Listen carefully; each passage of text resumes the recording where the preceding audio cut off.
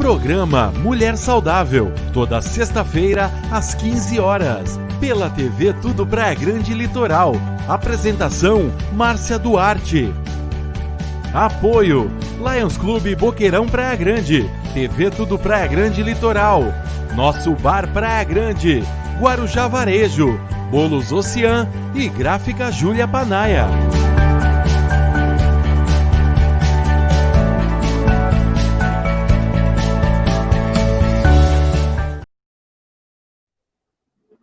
Boa tarde a todos.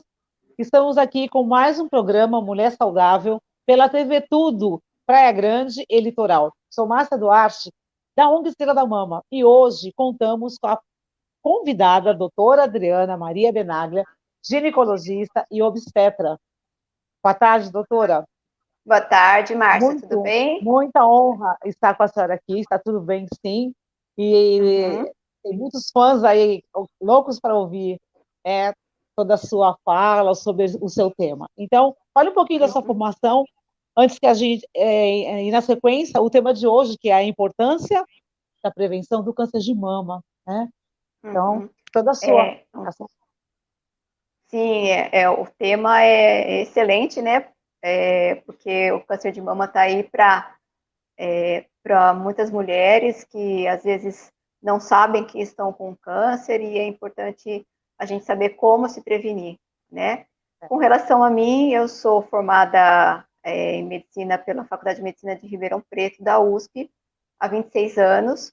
Depois eu fiz residência médica com especialização em patologia obstétrica, e estou na Praia Grande há 23 anos já.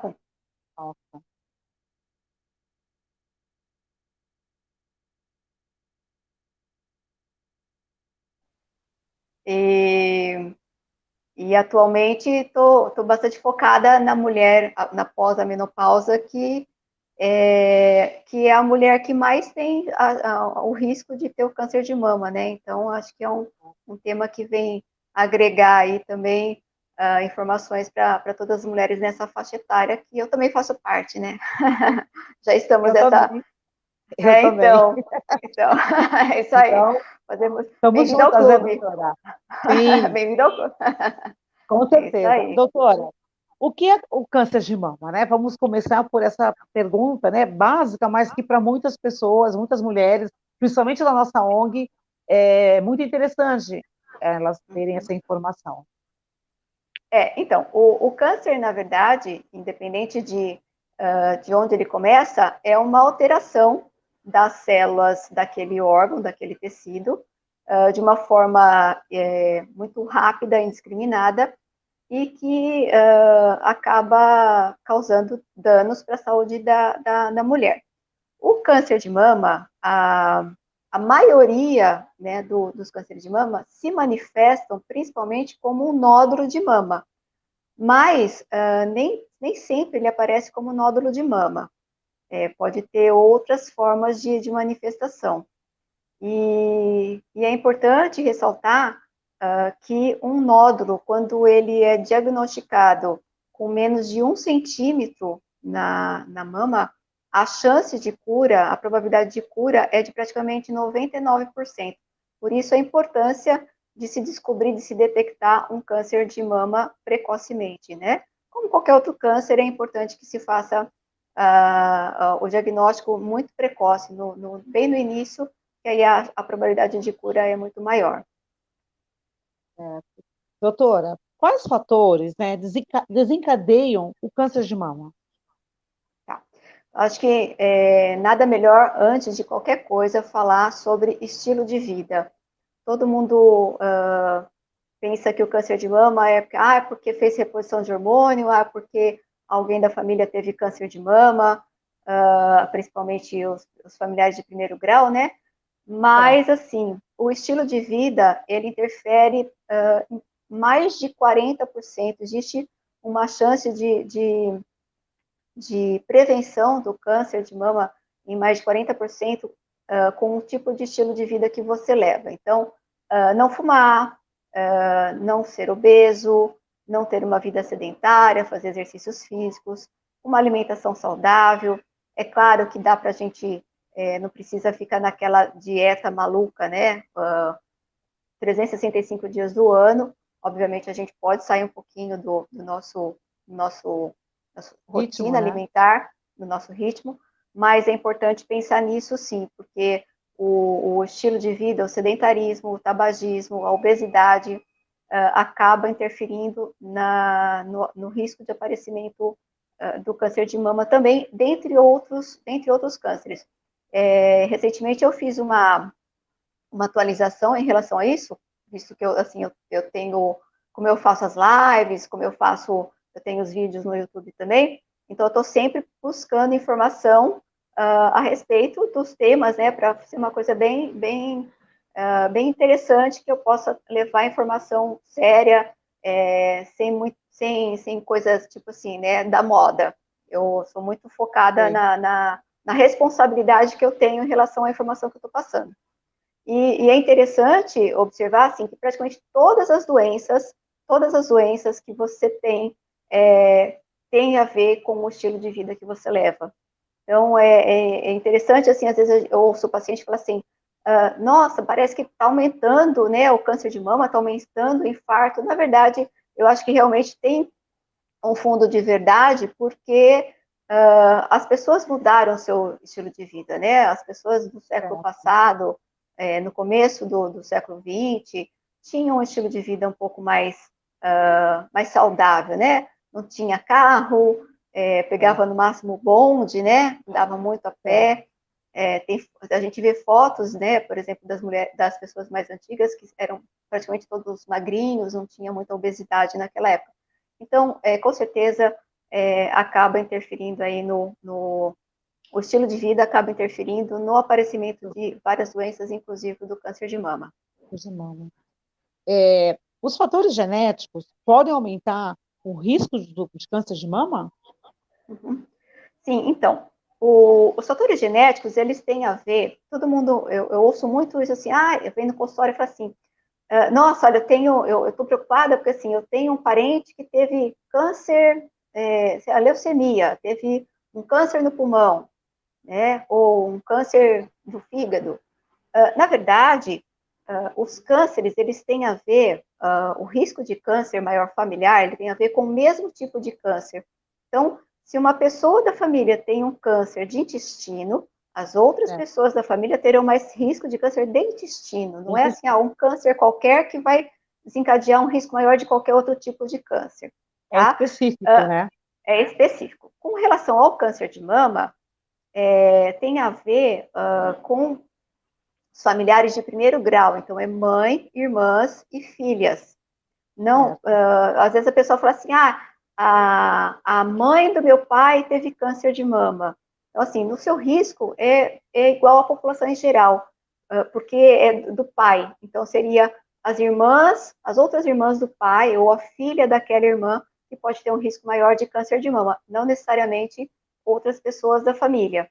Então, se a minha mãe teve câncer de mama, o meu risco pode ser maior de câncer de mama. Outra coisa interessante é assim, o câncer de mama, quando ele tem relação genética, normalmente são mulheres que tiveram, as mães, por exemplo, que tiveram câncer muito precocemente antes dos 50 anos.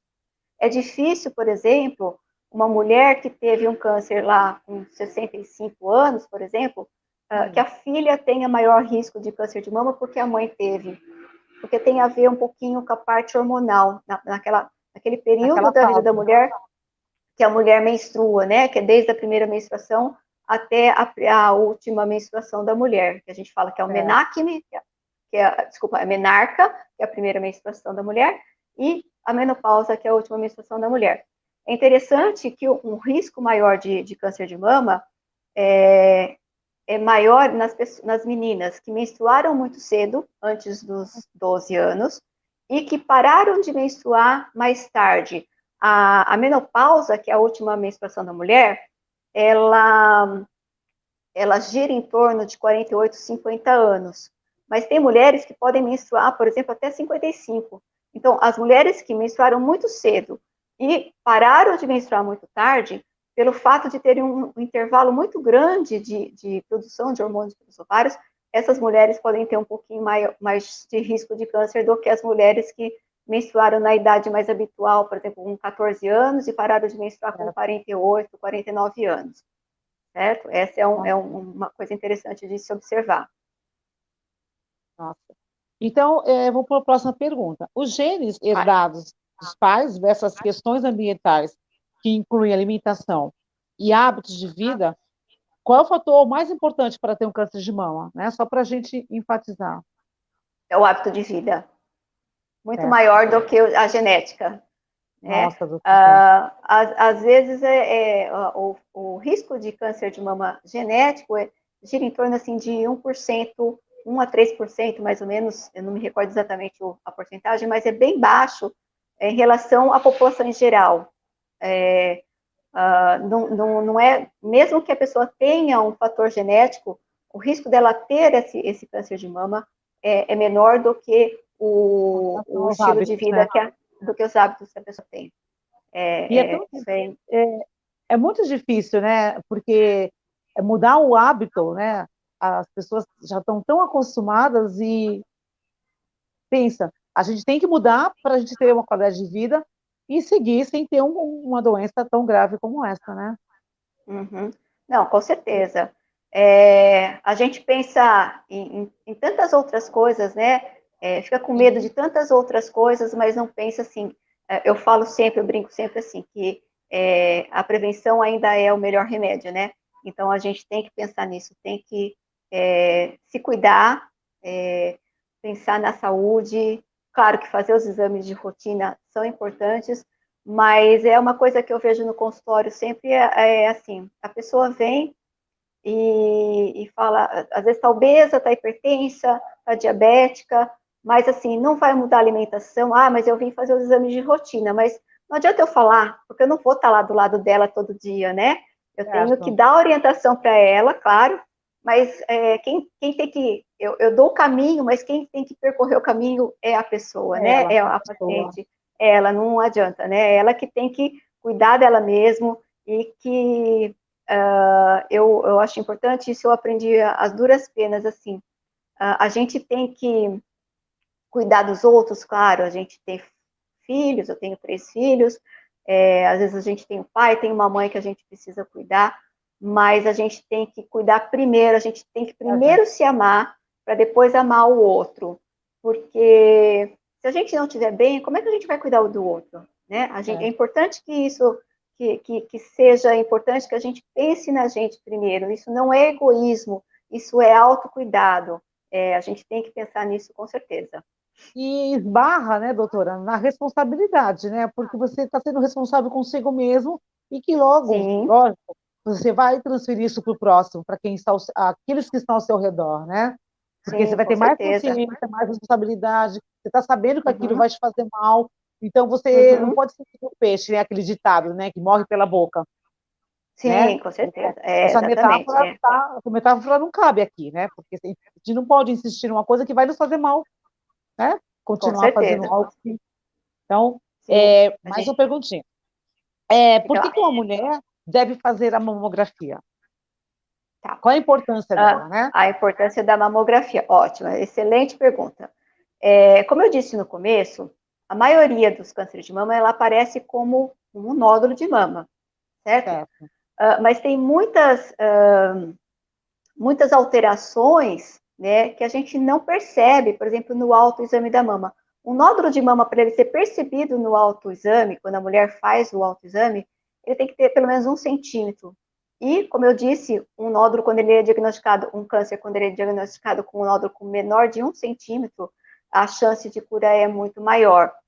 E, então, às vezes, a pessoa fica 1, 2, 3 anos sem passar no médico, quando vai ver, esse nódulo já está grande, e aí ela vai, por exemplo, um nódulo com menos de 1 centímetro, às vezes só retirando o nódulo, quadrante, não necessariamente precisa, dependendo do tipo de câncer, não precisa de radioterapia, né? Então, o tratamento também se torna mais fácil.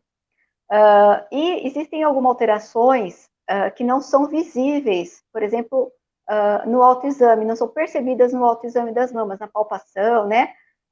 Que a gente chama de microcalcificações. Essas microcalcificações, Imagina que você pegou um papel preto e fez um monte de pontinho branco em cima daquele papel preto, tudo juntinho. É essa a imagem que a gente vê na mamografia, certo? E as microcalcificações, elas podem ser um início de câncer. Então, quando a gente vê essas microcalcificações, são feitos exames, biópsia, né? Porque vai se localizar aquilo com uma agulha, com ultrassom, ou através da mamografia, e vai se retirar e confirmar se é ou não um câncer. Então, são alterações não visíveis nem no ultrassom e nem no autoexame de mamas, nem se o médico examinar a mulher, possivelmente ele com certeza ele não vai ver essa alteração, por isso a importância da mamografia. E quando deve ser feita a mamografia, né? Eu tenho, às vezes, pacientes que vieram, às vezes, com 25, com 30 anos, e outro médico pediu a mamografia. Não há necessidade, não tem indicação de fazer a mamografia tão precocemente, a não ser que essa pessoa tenha um histórico de câncer na família, por exemplo, a mãe, ou uma irmã, ou uma filha que tivesse tido câncer de mama numa idade jovem, né, até 45, 50 anos. Se não tem por que se fazer a mamografia antes dessa faixa etária que a gente considera 40 anos. Pelo Ministério da Saúde, né, pelo Ministério da Saúde, é preconizado que a mulher faça a mamografia após os 50. Eu não acho isso uma forma correta, porque, tudo bem, mais de 80% dos cânceres de mama se manifestam depois dos 50 anos, mas tem 10 a 12% que se manifesta entre os 40 e os 50. Então, é importante que se faça os exames, né, nessa faixa etária também. Com essas mulheres, né? Óbvio. De 40 a 50 anos. Antes disso, por que não deve se pedir, por exemplo, a mamografia? Para você ter uma ideia de como que é a mama, né? Na mamografia, a gente tem glândulas e a gente tem gordura na mama, certo? As glândulas na mamografia, elas aparecem branquinhas, como se fosse um granulado branquinho. A gordura, ela aparece escura, ela aparece preta. Então, a gente vê o contraste, né, entre o branco e a parte preta mais escura. Antes dos 40 anos, as mamas têm muitas glândulas. Então, a mamografia vai aparecer praticamente toda branca. E o nódulo também é branco. Então, naquele monte de branco que a gente vê na mamografia, a gente não vai enxergar o nódulo, certo? Entendi. Depois dos 40, 50 anos, as mamas vão sendo substituídas por gordura. Então, a proporção de gordura e glândulas é maior para a gordura. Como a gordura é preta e a glândula é branca, então a gente vê muito mais imagens escuras do que brancas, que seriam as glândulas. E o nódulo é branco. Então, a gente consegue, né, ver o contraste entre o nódulo e a gordura e o restante das glândulas mamárias, que também é branca. Por isso que se faz, normalmente, a mamografia depois dos 40 anos. Antes dos 40, a gente, normalmente, quando precisa, se faz o ultrassom de mamas, porque o ultrassom, ele não vai ver microcalcificação, com certeza, mas se tiver um nódulo, a gente consegue ver, inclusive, diferenciar o que é um nódulo do que é um cisto. Isso é de grande importância, porque o cisto, eu brinco sempre assim, o cisto é uma bolinha de água, e o nódulo é como se fosse uma bolinha de gude, ela é sólida, é consistente. O cisto é uma bolinha de água. O cisto, ele nunca vira câncer. Então, se você tiver um cisto de mama, eu tenho pacientes, às vezes, jovens, de 20, 25, 23 anos, que faz ultrassom e vem desesperada porque tem um cistinho de mama. Esquece, cisto de mama é sempre benigno, não precisa se preocupar. E por que a importância também, que eu acho, da realização do ultrassom antes dos 40 anos?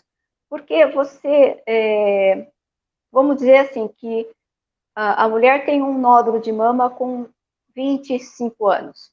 A gente vai acompanhar aquele nódulo de acordo com o aspecto dele, tem vários critérios que a gente avalia no ultrassom, no aspecto do nódulo, no tamanho, no diâmetro, tem todo um sentido, um significado, uma interpretação daquele exame. E vamos dizer que ela tem aquele nódulozinho desde os 25 anos. Ela faz com 27, com 29, com 30, e aquele nódulo está sempre igual. Isso significa que ele é benigno. Mas eu tenho um parâmetro que realmente ela só tem aquele nódulo. De repente, lá com os 34 anos, apareceu um novo nódulo, né? Aí é que a gente vai investigar aquele novo nódulo que não estava lá antes. Por isso é importante a importância do acompanhamento, né? Porque eu já sei que aquele nódulo não é nada. Mas se aparecer alguma coisa diferente, vou ficar de anteninha ligada porque apareceu alguma diferente. É diferente, por exemplo, uma mulher que nunca fez um ultrassom ou uma mamografia. Vai fazer lá o primeiro ultrassom com 36 anos e aparece um nódulo. A primeira vez apareceu um nódulo. Eu não sei se aquele nódulo estava lá desde os 25. É verdade. E aí, eu vou ter, com 35 anos, eu já vou ficar com a antena um pouco mais ligada, porque a faixa etária dela já é um pouquinho mais preocupante em relação a uma menina de 25 anos, entendeu? Então, por isso que tem essa diferençazinha aí em relação ao acompanhamento do ultrassom. Excelente. A gente vai dar uma pausa, doutora, para os nossos apoiadores, e a gente já volta. Até mais. Até já. Até já. TV Tudo Praia Grande Litoral.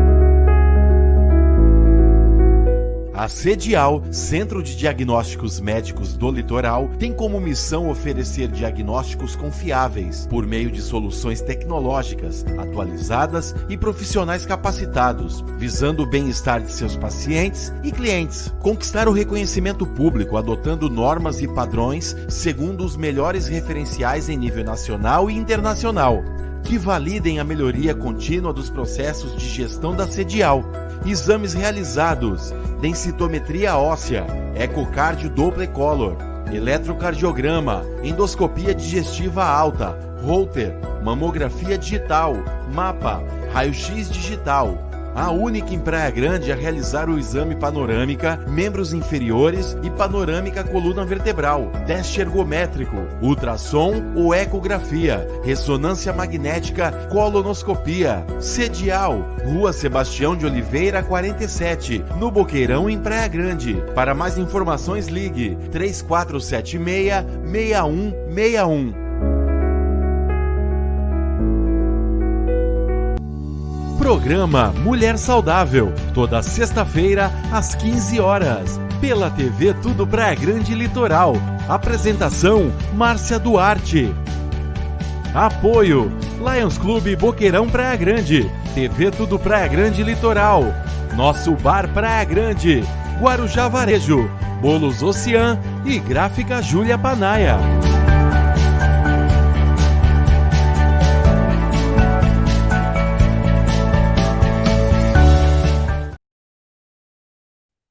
Estamos de volta.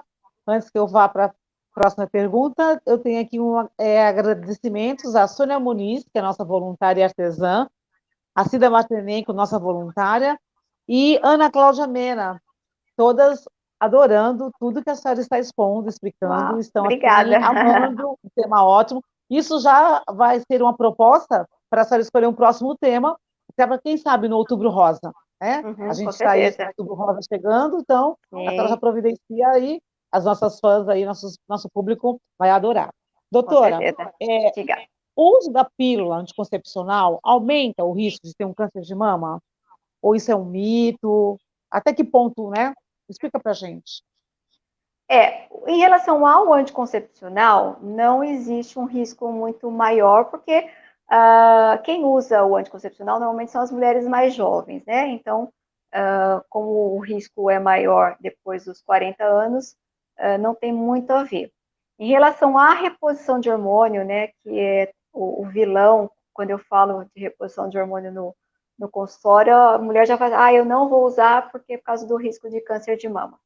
Eu tenho até um texto que eu vou gravar agora, dia 21, eu vou gravar uma nova série de vídeos, e uma das coisas que eu falo assim, em relação à reposição de hormônio, né? Qual que é o médico que com certeza, que sabendo que o hormônio vai dar um câncer, ele prescreveria um remédio que ele sabe que vai dar um câncer? E a segunda coisa é, qual é o laboratório farmacêutico, sabendo que um medicamento vai dar um câncer, ele produziria um remédio desse jeito? Então, é uma coisa para se pensar. Na verdade, assim, em relação às mulheres que não usam a terapia hormonal, existe um risco um pouquinho maior de câncer de mama, tá? Mas esse risco é muito pequeno em relação aos benefícios que essa mulher vai ter fazendo a reposição de hormônio. Por exemplo, eu assisti uma aula faz uma semana a respeito de reposição de hormônio, doenças cardiovasculares, em relação a doenças cardiovasculares, em relação ao câncer de mama, em relação à osteoporose. Então, assim, depois dos 50 anos, todas essas doenças vão aumentar por conta da faixa etária, né? As doenças cardiovasculares, câncer de mama e a osteoporose. Das três, o que aumenta muito mais em relação ao câncer de mama são as doenças cardiovasculares.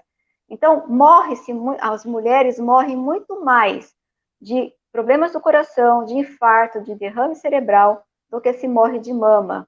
É a primeira causa de morte na mulher, né? Muito maior, o câncer de mama é a terceira causa de morte na mulher. Então, a gente tem muito medo do câncer de mama, mas a gente esquece do nosso coração. Então, assim, quando se usa a reposição hormonal na idade certa, a gente chama de janela de oportunidade. Claro que uma mulher que está lá com 65 anos não vai iniciar uma reposição de hormônio com 65, mas quando ela começar a entrar na menopausa, lá com os 48, 50 anos, se ela usar, existem trabalhos assim que sugerem que ele vai, inclusive, proteger essa mulher de ter alguma doença cardiovascular, certo? E o risco de câncer de mama, ele é muito pequeno em relação àquela mulher que não usa. Então, é qualidade de vida para a mulher usar a reposição de hormônio. Então, se eu falar assim para ela, não existe risco, você vai usar o hormônio e não vai ter risco de ter câncer de mama, eu estou mentindo. Mas esse risco é muito pequeno. Fora que não dá para dizer assim, não, você vai começar a reposição de hormônio e a mulher só aparece aqui depois de 5 anos. Eu tenho uma paciente recente que ficou 10 anos sem aparecer no consultório, usando hormônio. Quando chegou aqui, estava com câncer de mama, mas ela ficou 10 anos tomando sem acompanhamento nenhum, certo? E o que acontece? Como eu disse para vocês, um câncer de mama, quando ele é diagnosticado precocemente, a chance de cura é muito, muito maior. Né? Então, por exemplo, começou a reposição de hormônio hoje, não tem nada. Antes de começar, a gente faz todos os exames, né? Faz a mamografia, vê se tem alguma alteração. Se tem alguma alteração suspeita, a gente nem vai iniciar, ok?